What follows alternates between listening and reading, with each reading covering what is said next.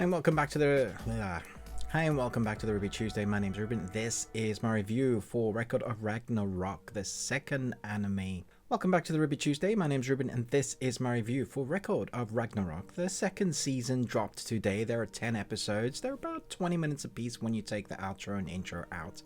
But is it worth your while watching the second season, as the first had mixed responses, mixed reviews? Let's jump in and find out. So this season we have two fights, one with Hercules fighting Jack the Ripper, which is just a crazy sentence to say, and another Shiva with Tamimon Raiden. And the thing is about this season in particular is something I wasn't expecting to find when I was watching these fights, is that I didn't want anybody to lose. Like, normally there's a clear who's the hero, who are the bad guys, and the gods particularly are meant to be the bad guys here because they want to wipe out the human race and make them extinct. That's the whole premise of the manga now turned anime.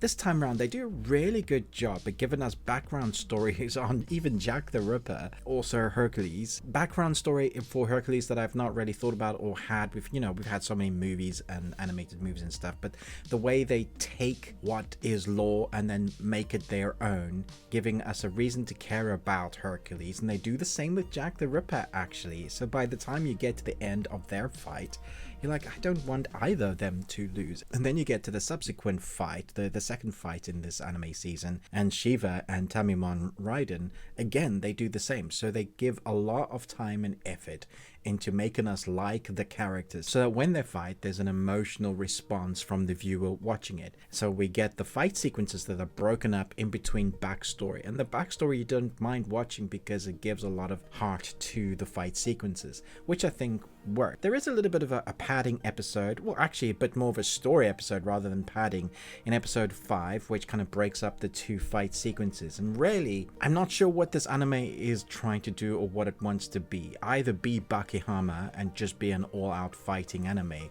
or give us more story. But I know from fans who are reading the manga that there's a lot more story there, and that's why the response for season 1 wasn't that well received. Now I think season 2 for me is better. I like the fighting sequences when we get to it, particularly like the Shiva fight. I thought it was great, although the first fight between Hercules and Jack the Ripper was much more interesting. That had different environments. Each time there is a fight between these characters, there's always these moments where they're leveling up or they're revealing their secret art or a new technique, and that is kind of a tried and tested formula when it comes to anime, and you expect as much. I think you can watch it in the dubbing or the original language. I normally always say watch in the original language.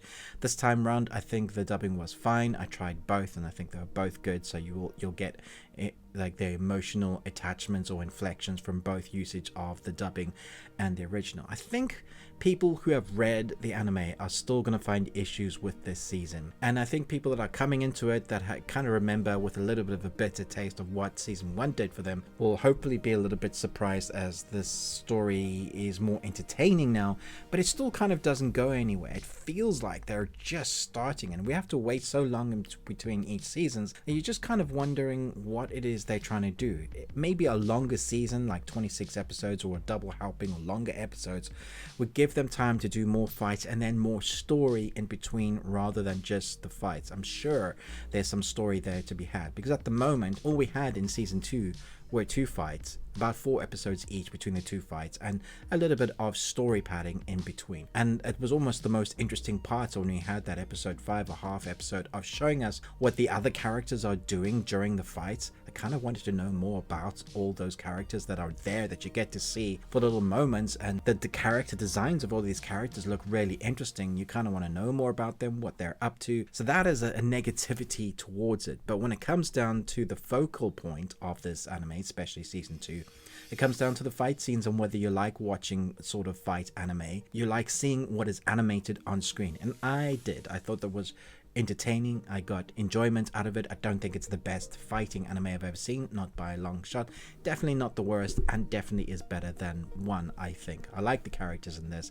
Looking forward to season 3, hoping for more story in season 3. Let me know your thoughts. What would you score it out of 5? I always do out of Nicolas Cage's. I think I'm going to go 3.5 Nicolas Cage's out of 5. You got one.